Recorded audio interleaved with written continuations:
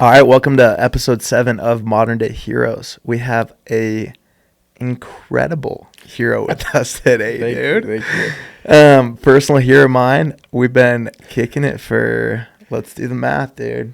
Graduated in 2016. I think we met year before I graduated. Yeah, so 10 years, bro. It's been that long. You've been a hero of mine for a decade. I think you're the only person that I've been a hero for a decade. Dude, this is amazing. It's a pleasure. Cool, man. We might have to dive into some of the old memories here. I don't know if that would be appropriate for the podcast, man. Oh, man. Share the story for the audience of one you and I are both thinking of. little Nate Lamo action. Talking about little Nate Lamo. Yeah, give us a little taste of the old days. That was fun. Yeah. So for the audience, this will be fun, I guess. So me and Blake grew up in a town. So Blake's from Gilbert. I'm from Queen Creek.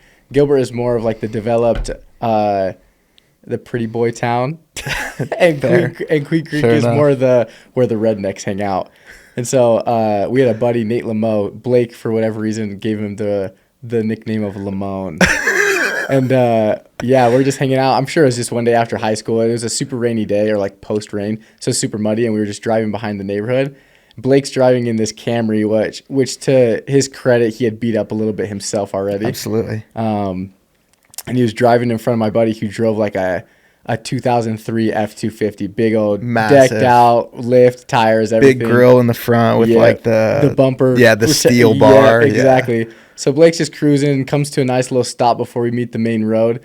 And Nate, for whatever reason, Lamone, was driving at a speed that he should not be driving, slams on the brakes. I'm in the car with Nate Lamo. Oh, you were? I was in the car with Nate, I didn't know that. So he ends up sliding about 200 feet.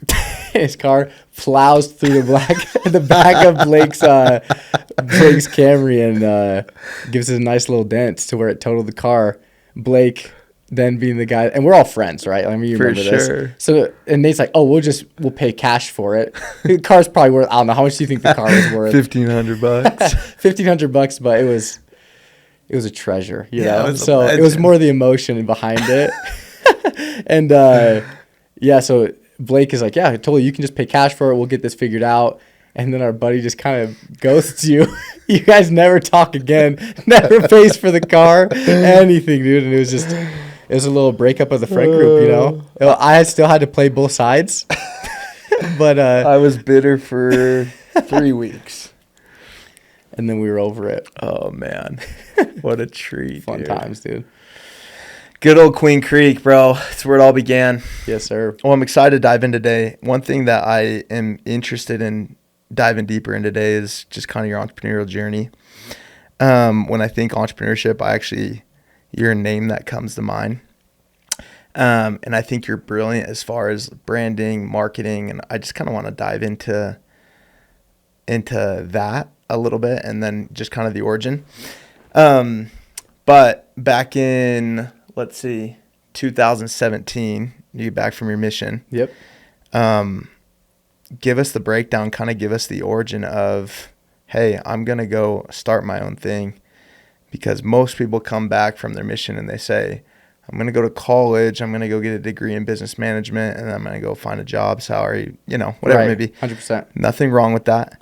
But from a super early age, you were just decided and very consistent on, hey, I'm going to be an entrepreneur, and this is what I'm going to do, this is what I'm going to create. And so give us the origin of it. Yeah, for sure. So, I mean, I don't know if you know this, but it actually started before my mission was when I had the idea. So I'll go even a little bit before that, just to kind of understand like the family that I come from. I come from a pretty unique family. I'd say I have 4 brothers, so 5 boys. Coolest names, by the way. Just drop the names in there. All right, so I'm the second oldest, so it goes Steele is my older brother, then Gatlin's my name, obviously, and then Chamber, Brave, and Ridge. So pretty unique. And then the cool thing is my parents have the coolest names. It's Jeff and Lisa, right? So I'm sure they were just good with their own normal names, and they wanted to give us the life of going into restaurants and people asking what our names are for our order, and then they don't understand, so they say someone else's name. So there's no way in America that there's a cooler family stack of names. We It's gotta be world. It's gotta be top in America. we gotta figure that out. We gotta figure out the stat. But no, so I come from that family. Great mom, great dad, great brothers. But my parents, so my dad owns he owns a machine shop. So basically what that is he has like they're big metal machines, and they basically clamp onto a piece of metal, and there's another blade or a piece of metal that comes in. It spins it and cuts it at the same time, creates kind of whatever you want out of it, right? So my dad did that my entire life growing up. So I never knew that, like, we grew up always going on vacations, not a ton of vacations, but my dad could kind of leave whenever he wanted. Yeah, there's flexibility. Exactly. So we had a ton of flexibility growing up. And then my mom actually started an e-commerce business when I think I was in middle school was when she started that. So we kind of grew up around entrepreneurial stuff our entire lives. And my mom was always making us like do entrepreneurial stuff. For example, to earn money for our missions, my mom started this thing called McBride's Munchies. My last name is McBride. So McBride's Munchies, she was a super good baker. And she would send me and my 4 other brothers none of us are even teenagers. I think I was 7 at the time. I don't even know if all my brothers were born yet. But she would send us out door to door, just knocking on all of she would give us the list, the Relief Society list of all of the addresses. And we just walk around the neighborhood knocking doors, selling like, everyone knew my mom was a good baker, right? So we're selling rolls, homemade bread, cookies, cinnamon rolls, all this stuff. And we ended up making, I think we only did it for a couple months, and we made like $8,000. Wow. It was pretty nuts. Okay. I mean, when you have 5 boys that know everyone in the ward, and your mom makes an amazing product, like they're not, you show up to the door, hey, I'm trying to save money for my mission, right? You can't say no. Right, exactly. So my parents raised us really well in that aspect of kind of pushing us out of our comfort zone to do not entrepreneurial stuff, but just kind of business stuff in general. Sales we learned from a young age. I don't think that was their intention, but they were just pushing us out of our comfort zone, right? So fast forward a couple years later, I was working for my dad at his machine shop. We'd work just kind of every summer. And he'd pay me $12 an hour plus lunch. Not bad for back in the day, and bro. under the table. So no taxes. Yeah, I was $7.35, dude. There you go. See, I had you beat. I almost had you doubled. Yeah. I could have bought 2 Camrys. Been sick. So I was working for my dad, and I still remember I would sit down. It was so boring, right? Because how I was explaining before, you put the machine part in, you press a button, close the door, you sit there for 2 minutes, and you're just looking at the clock waiting for it to end. And then as soon as it's done, you do the same thing again. And it's just over and over and over again. And so I remember I'd look at the clock all day, and I would just wait till 1 o'clock till I can go to lunch with my dad. And then we'd go back, and I'd wait till 5 o'clock again. And I'm just looking at it the whole time, and it would take forever. So I just wasn't built to do that. And so I figured too, if I couldn't do that for my dad, I probably wasn't going to be able to do it for anyone else. For sure. Because I love my dad. My dad is awesome, right? So it wasn't anything to do with my dad. It was just the work environment in general. So I started coming up with ideas, and I was like, what can I do? I've saved up a couple grand. I can probably start my own thing, which is interesting because that was just my thought. Like my thought process wasn't, I need to go get a different job that pays me more money. It was just like, okay, I'm going to start something that makes more money. So from there we did like a scout fundraiser, and we had a good group of young men in our ward. I think we probably had 20 or 30 come out, and we cleaned trash cans. And so we got all the trash cans from the ward. I don't think this was even legal, but we just laid them all down, sprayed them all out. All the dirty water went into the drains of the city, man. Right? And we probably made $8,000 in 5 hours. Wow. Right? But I mean, again, there's 30 of us, right? But in my head, I'm like, dude, I can make $8,000 in 3-4 hours, right? Which is not true. But that was my thought process. I was like, all right, cool. I'm going to start a company that cleans trash cans. And instead of bringing all of them, because it took a lot of people to do that, because we had I think we had 7 trucks with trailers that just drove around the neighborhood, loaded them all up, had to tag them all, brought them to the church parking lot, sprayed them, and then we had to go deliver them again. Yeah. I was like, that's a logistical nightmare. So I'm just going to build a trailer that's mobile, and it'll recycle the water, and we'll lift it up, spray it out, and then it'll put all the water into like this tank, and then it'll recycle the water, and I can kind of do as many as I need to until the water just gets too dirty, right? So that was my original plan. I started building a pressure washing trailer to be able to do that. Bare hands, like I'm trying to learn how to YouTube weld. or what, dude? Yeah, like YouTube. I'm looking up filtration videos of like how clean the water needs to be to still be able to clean things. It was really, it was a good learning experience. That's amazing. So we end up building this trailer. I'm working on it till 3 a.m. in the morning before I leave on my mission. So we never actually do a single job. So I'm cleaning, I'm building this trailer, and I'm like, crap, I ran out of time. So I'm like, hey, my older brother Steele, I'm like, hey, you're doing restoration right now. Let's strike my first business deal, right? And I thought at the time $10,000 was $1 million. So I'm like, hey, if you do $10,000 in 2 years while I'm gone, we can go 50-50. And I was stoked on that, right? I thought $10,000 was a ton. So go through my mission. Towards the end, he starts reaching out to me. He's like, hey, are we actually going to do this? And I'm like, I thought you've been doing this the whole time. But like the month before I came home, it was when we started making like serious talks about, do we want to make this a career path? Because he was doing restoration and he was on call making $15 an hour. And if anyone's done restoration, it's just tough. Like they're calling him at 3 a.m. when a house is flooded. Exactly. Like it's not a whole lot of money for, and I think he was married at the time when I got home. Yeah, he was married when I got home. So he's on call as a married man, leaving at 3 a.m. to go clean up a flooded house. And then he's sleeping during the day. It's just kind of wasn't ideal. So he started taking it a lot more serious when I started coming home, or when I was about to come home. And so he started using the trailer. He actually never used the trailer. He pulled the pressure washer off and just threw it in his truck because the trailer was garbage. And then he starts pressure washing people's houses. And then as he's pressure washing people's houses, it's obviously making the windows super dirty. And so tons of clients were just asking, actually more clients than were asking for pressure washing, were asking, hey, can you get our windows cleaned? And then from there, I get home from my mission. I'm ready to clean trash cans because I'm thinking that's what we're doing. And he's like, plot twist, we're going to clean windows. And at that time, I was like, sure. I had nothing else to do. Yeah. So yeah, and that's kind of how it got started. We started cleaning, we were just cleaning windows. We were super slow. We had no idea how to get work. We had never done anything before. And so we're cleaning one house a day. Taking 4 hours? Yeah, we're done at 11 o'clock. And we go home with $500. And I'm like, we're balling. Like I just made $150. You made $150. We put $150 in the business. And we're doing this in 3 hours, 4 hours. I'm like, I'm a millionaire. Right? Which most people that ever do windows thinks the same thing. Everyone thinks the they exact go same do a couple thing. jobs and are like, this is the easiest business model to scale. Yep.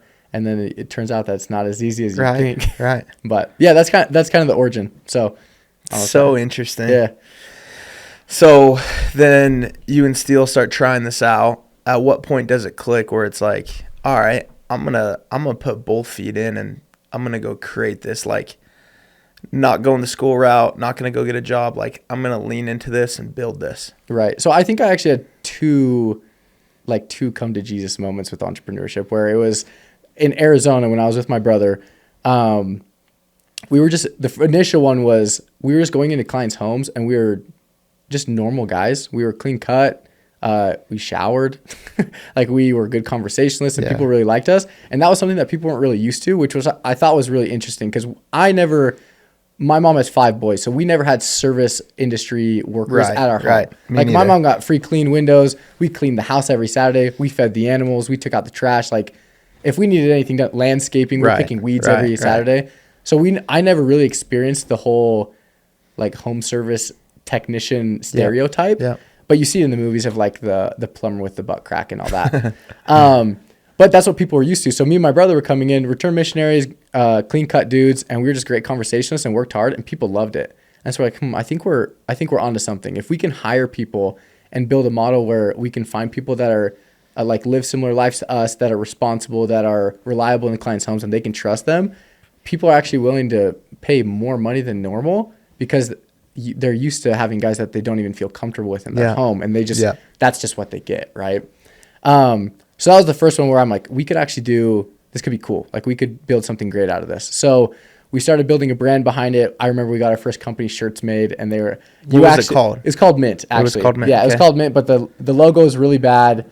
It was just something that I had made. I didn't even know how to use Adobe Illustrator. We threw it up on Adobe Illustrator. We got a magnet made for my brother's like 2008 GMC. Love it. Threw that on the side. I'm like, this is it. This is the coolest thing ever. We're taking photos. We're having a photo shoot in front of my brother's their in-laws' house. So they live in a really nice neighborhood. And I remember we have his truck with we might have to throw a picture up of this. I'll send it over to you. But it's just me and my brother with our truck, a bunch of hoses on the ground, and a bunch of squeegees, and we're like, we made it. I think I've seen that. Yeah, you probably have. Yeah. It was not good. But so yeah, and then from there we kind of scaled it. I worked with them for about 8 months in Arizona, and we did really good for for first-time business owners, not really knowing how to do things, we did about 120,000 in the first year. Cool. But we made no money, like zero. Because first off, I had no idea anything about taxes. So we basically we both took home about 40,000. I think that adds up to 120. So we put 40,000 into the business. He kept 40. I kept 40. But then I pay taxes. I pay 18 grand myself. So I walked away with, wow, what is that, 22,000?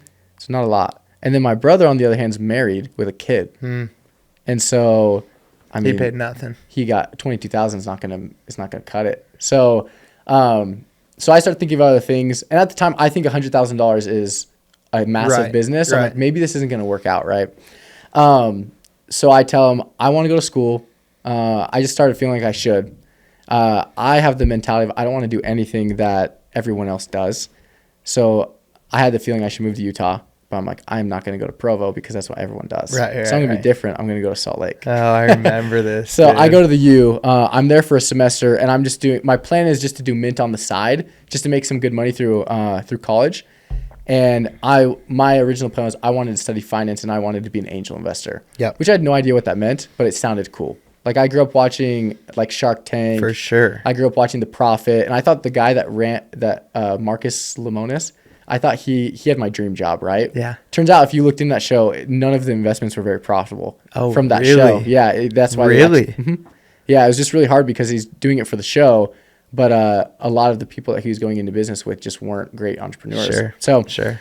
Anyways, but I thought that was what I wanted to do. Little did I know that you have to have a lot of money to be able to do that. So the plan was to go to the U, study finance, learn the investing side of it, run Mint on the side, make a little bit of cash, just pay my way through college, and then I'd figure out my next big thing. But yeah, I was in college for a semester, and Mint actually does better than I thought. And I hire on a few part-time guys. I'm making pretty decent money that first year. And I'm just sitting in college one day in my class, and we were learning about, it was a business stats class. And they're like, all right, first day, I finished my first semester. It was okay. First day of my second semester, walk into business stats, and the teacher's like, okay, today we're going to learn about mean, median, and mode. And I look at the kid next to me, I'm like, dude, didn't we learn this in third grade? Like this is basic. Like it's mean, median, and mode. This is third grade math. And he's like, no, but I know that. Exactly. Bro. And like, you're a smart dude. What are you talking about? You know a lot more than math, that. Dude. But the kid was just like, well, this is applied to business. And I'm just like, well, yeah, valid. But I can apply everything else I've learned to business. Like I've been running my own thing, right? And I've learned the skill of applying everything that I was learning to my business. And I just felt at that time that I was going to be able to learn faster. I actually remember I had a conversation with you about it. And I kind of picked your brain. And you actually gave me some good advice where you're just like, if you feel like you can learn more by yourself without the structure of school, I think you should do it. And so you were actually one of my first friends that supported me in the decision, which is, I don't know if you remember that, but I remember I called you that day. I called my mom. I think I called two other people, and I called you, and you're like, dude, if you feel like you can learn and structure your learning, just prioritize like the actual learning side of it. And that's what I did, and then it worked out. So that's when I went into Mint full time. So, cool. Yeah, and then we kind of scaled it from there. I love it, dude. So fast forward 5 years. What is Mint today? Mint is a good time, is what it is. So no, we pure vibes. It's all the vibes. Dude. No, Mint's awesome. So we have 10 trucks, 10 technicians. This past year in 2023, we were able to break about 1.6 million. That's awesome. With our window cleaning and Christmas light company, which is Candy Cane if we wanted to. Me and Blake actually started that together, so that's a fun story too. We'll have to do a little Santa video plug here. We'll put the picture of me and Blake hanging off the tree in our Elfin Santa costume right here. Just put it right beneath. But so we were able to do 1.6 million. We're moved into a pretty sweet office space right behind Bucked Up in American Fork. And then actually in 2023, we started our carpet cleaning company called Citrus, which is really cool. It's been a super fun experience there just because it is a little bit different of a business model. Mint is more of a subscription window cleaning model with lower ticket, and Citrus is more of a get in the door, service to sales, higher ticket service. One time, right? Exactly. It's more like 1 or 2 times. So whereas Mint is our average service is usually 4 times a year. So and Citrus we were able to do in our first year about 350,000. Which is awesome because our first year with Mint we did 120, right? That's amazing. So it's been fun. But that's kind of where we're at, and we have big vision for the future. Honestly, our biggest, people kind of laugh at this, but we've kind of locked in our systems to the point where it's not really, and I'm sure you've seen this with your own entrepreneurial journey as well. You kind of build the systems and you figure out the game, and then it's a scaling through people. Like the game is people, right? So now we're to a point where now we just need to develop the people on our team so we can start scaling into different locations. Because here in Utah, the reality of it is we could probably get to a $3, $4, $5 million company here in Utah, the Utah market alone, but it's just going to take time at this point. Whereas we can drop down 3 new locations in 3 different states, do $500K in the first year, scale to 1.5 in the second year, and we did that in 2 years, and we just tripled our business. Whereas in Utah, it would take probably an additional 3, 4, 5 years to get there. So, yeah, that's kind of where we're at, and we're in a fun spot of. I have a motto in our company. All my business partners, we always say it, but we always say next year's the year. But I feel like this is the first time that this year's the year. Cool. So it's going to be fun. Cool. That's exciting. It's a fun runway to have. I think anyone that knows Mint, everyone's seen your trucks. If you haven't, you don't live in Utah. And then your signs, you kind of like really lean into the yard sign method as far as marketing goes, which I love. But anyone that's seen that, man, is like, this guy has created an incredible brand, and your marketing's been spectacular, and you're self-taught. How did you learn to do that? Yeah. Like tell us, dude. No school, like purely trial and error. How did you get from where it is to where it is now to where the brand and where the marketing is? Yeah. So I think I've always kind of had a natural eye for design. So with the branding side, I was always able to create a brand that looked semi-good, right? But from the actual marketing and scaling side, like you said, it was just trial and error. The benefit of having a window cleaning company is it's kind of robotic. So at the beginning, I was working 12 hours a day in the field for the first 2 years. Right. Which some people try to make that jump, by the way. Way too early. To where it's like, I'm going to get out, and it is so important that they do their time. 100%. Like they go and understand the thing. They perfect the process. They do it themselves. Everyone wants to try to do it without doing it. Yep. 100%. Love that you did it for 2 years. Yep. And that's a lot. I see a lot of people coming into the industry and they have the same mentality, like, oh, window cleaning so easy, super high profit margins, which they don't even know what the profit margin looks like. And it's like, I'm just going to hire a couple college kids. I'm not even going to know how to clean. And then they don't know how to scale a team because they have no respect with their employees because they have never done the work, right? Whereas me, I can come in and I tell our employees our story every day.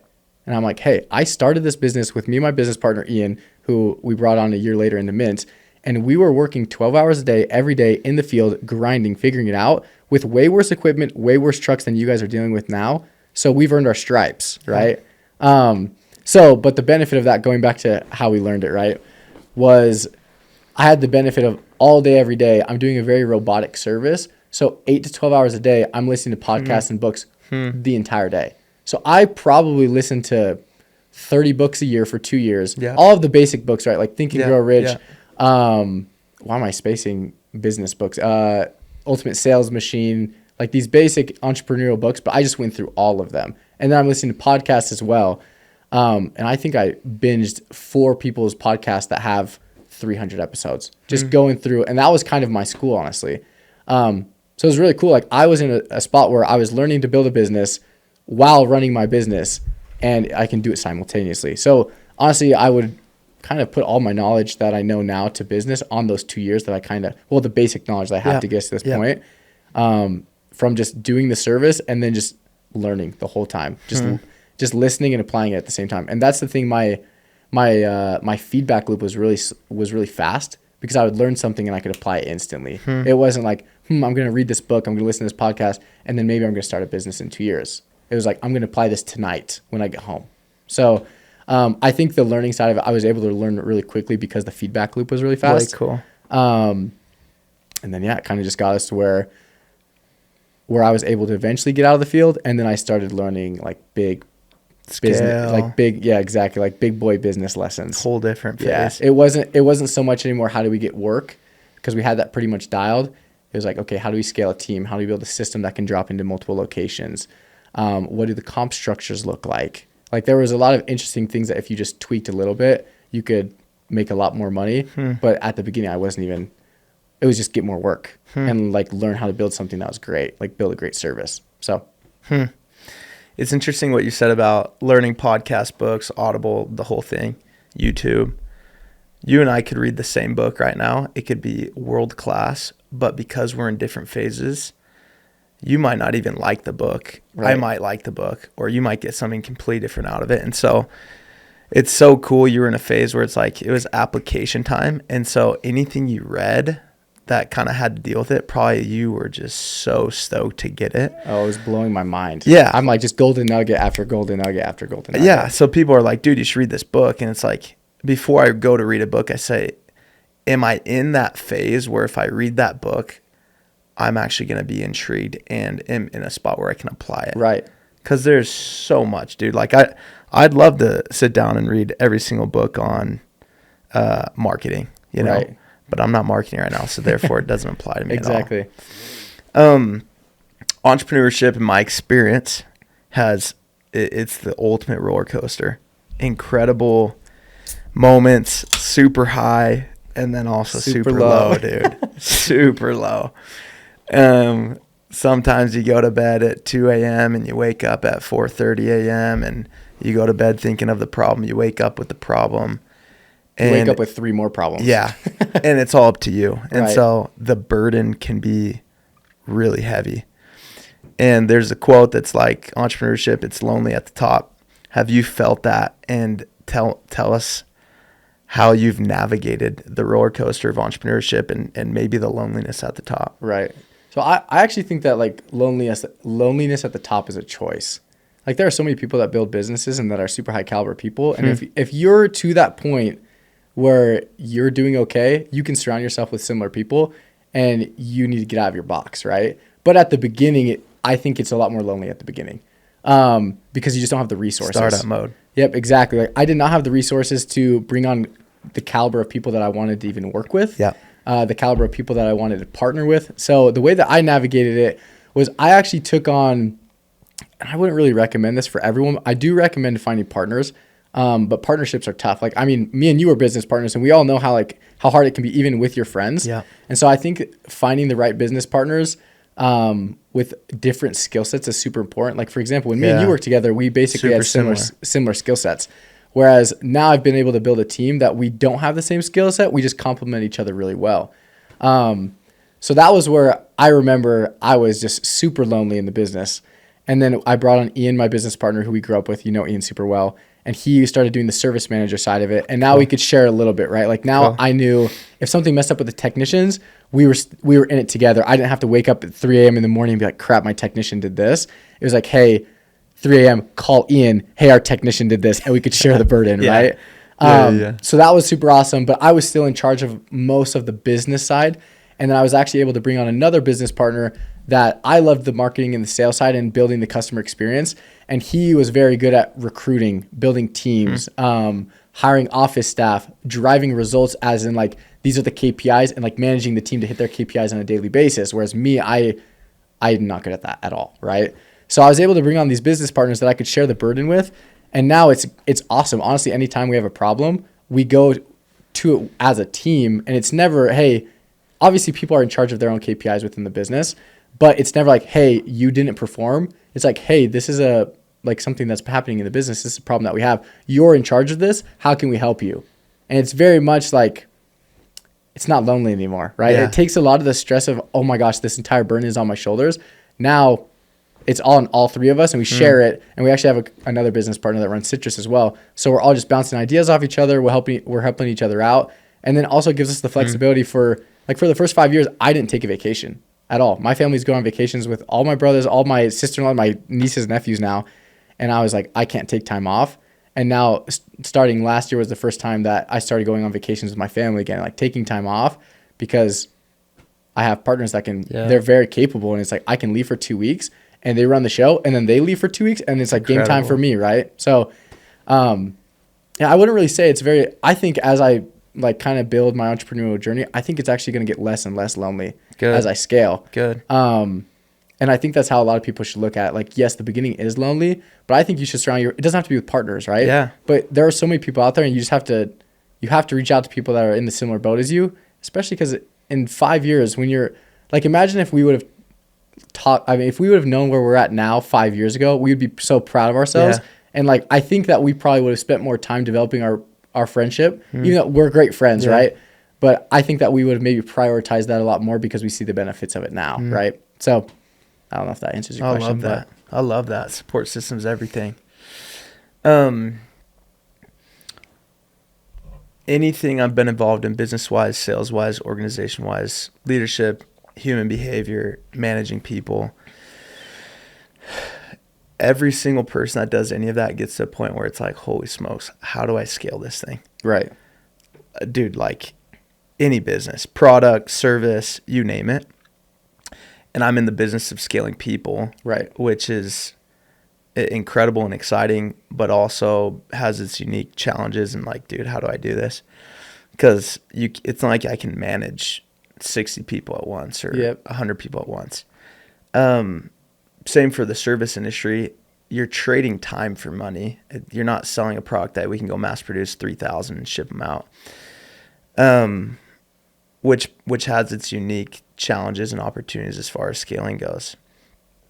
At what point did you get to a point where it's like, I am capped and I now have to pivot or bring someone on or think differently to then take this to another level? And looking back at the last 5 years, what would you say are the keys to scaling when you hit that point? Yeah. So I think the first time that I really realized that was in 2000. So what are we in? 2014. It was 2000, not last year, but the year before that. So 2022. Yeah. So we had scaled to a team about, our goal that year was to break $1 million. It'd be our first year. Which is how many customers, to give us an idea? I actually couldn't tell you how many customers. So we don't really do it based off customers. I try to do it based off of revenue per day.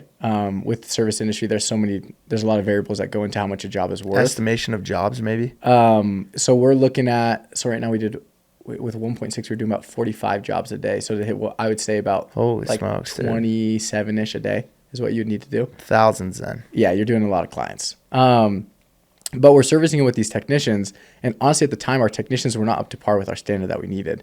We were hiring guys at 15 to 18 an hour. Yeah. We were hiring these kids post-high school. They weren't super motivated to stay at the job. It wasn't a long-term career for them. So it was very easy for them to call in sick. It was very easy for them to skip windows.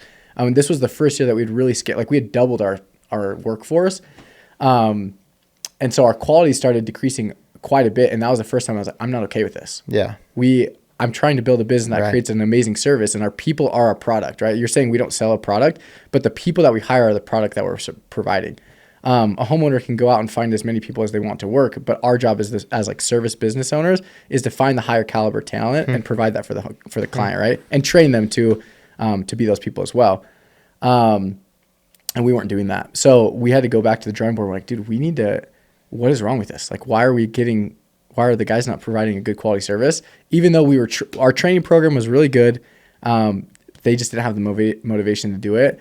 And I was listening to a podcast, and I just heard the thing that really stuck out to me was the podcast was just talking about how if you pay people more money, they'll do better. Like, that was the gist of the whole podcast. And I was like, so if I paid my guys double, could they do double the work at double the quality, right? And at the time, we were doing $1,200 a day with 2 technicians, so we were running 2-man crews. So we had the idea, and we're like, well, what if we run 1-man crews, and we pay our guys a commission structure instead of 15 to 18 an hour? We need our profit margin to be, or we need our labor cost to be anywhere from 20 to 30%. It's like, what if we build a comp structure that's 20 to 30%? We get our prices where they need to be, to where our guys could make 25 to 50 an hour. Would that work, right? And so we start messing around with the comp structure. And I remember the first day that we rolled out with at the time, it was one of our highest caliber technicians who he's awesome. But like, from where we're at now, he probably wouldn't even be on the team. So, we put him out. We put him on a comp structure. We said, we'll pay you 25% of every job that you do, but we're going to schedule you $1,000 a day. And at the time, they were only doing like $500-600 each. And what we realized was the worst technician was basically just piggybacking. Like, the main technician was doing all the work, and then they just had a bunch of drive time throughout the day. So this other technician was really only doing $200-300 in revenue, which we were paying him $180. So it's like, we weren't making any money. Right. So we rolled out this comp structure, and in this first week, he had a day that he did $1,400 in a day. By himself? By himself. Wow. So he did more by himself than we had a team of 2 doing. And we were like, holy crap, this could work, right? So we built this entire comp structure, we rolled out, and then that was when the next year, we rolled out our comp structure, and we had guys on our team they went from making 15 to 20 an hour to our guys the next year are making $45,000 to $80,000 a year cleaning windows. And the crazy thing is with so that next year we did 1.2. The year before we had done, I think we had done 600. So we just about doubled that year. And we did it with 10 technicians instead of 15, what we had the year before. So we had less technicians do more revenue. They all made more money. We made more money. And I can't even say it, the caliber of technician that we had was insane. So I would say my first biggest learning experience with managing people is you have to take care of them. Like the more that you're able to pay someone, the more they will perform. And it's not like if you have someone on your team that maybe isn't the caliber of person that you want, double their pay and they'll make the company more money. It's if you can build a position that can offer more money, you will acquire the talent that is to the level that you need, right? And that was the lesson that we learned, because we actually, from that year of 15 technicians, we fired almost everyone, kept 2 technicians. And then the next year we built a team of 8 more. And so we had to completely rebuild the entire business. But now I was with a bunch of killers that went out and did double the amount of revenue and did an amazing job with quality. So that was a huge learning experience. And then I would say the second biggest one, and this is more of like a scaling, like a leadership thing, is I realized I would go into a lot of things and I always wanted to fix people. I feel like I went into the business, I knew everything about how to be the best technician. Sure. And I would just be like, this kid's not getting reviews. They're not doing a high caliber job or a high quality service. So I need to come in and fix them, right? The biggest aha moment for me as a leader was people need to be believed in more than they need to be fixed. Like if you come into a situation and someone needs to be fixed and you point out all the things that are wrong with them, they already know. And obviously they're not fixing them, right? So it's a belief issue. So if you come in and you believe in them more than they even believe in themselves, because a lot of times people don't even have someone that believes in them at all, and they can't believe in themselves at all. So you come in as a leader and you're like, hey, I see you achieving these things, and like, I believe that you can do it. They'll see all the problems that they need to fix themselves and they'll fix it and they'll be happy about it. Instead of you coming in and they're feeling like bad towards you because you're calling them out on all their stuff that they're doing wrong. Right. So that's something that I live by as a leader is people need to be believed in more than they need to be fixed. And people also need to be believed in more than they believe in themselves. So it's kind of just like a belief thing. If you can instill the belief into anyone in your organization, they're going to fix the issues that they already have. So, and if they don't, I mean, they're probably just not the person that you want on their team, right? But that's a gold nugget, dude. People need to be believed in more than they need to be fixed. So, along with that point, and we'll wrap it up with this, you mentioned standards, and I'm obsessed with this concept. Like, I believe everything is based off of the standards you've created and how well you enforce them. Yep. And I'm sure as you fired 15 techs, left with 2, I'm sure there was like a recreation of, hey, this is the standard. Yeah, 100%. Talk to me how you've created and enforced standards within your business and what it's done when you've done that. Because most businesses actually, they're not intentional. There's a standard. Right. They just haven't intentionally created one. Therefore, there's still a standard, but it just was never intentional, designed out. Right. When you start getting intentional, like these are our standards, what did it do?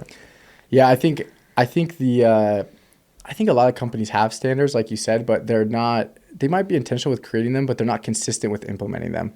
And so which is 50%, dude. You can create it. I would say it's more than that. Yeah. Like, for example, what we realized from a revenue perspective, we did the math, we ran the numbers, and like, if we can do $800 per technician per day, we run about a 23% profit margin, which is super solid. Anything past that's cheddar, right? So we need to get all of our technicians doing $800 a day.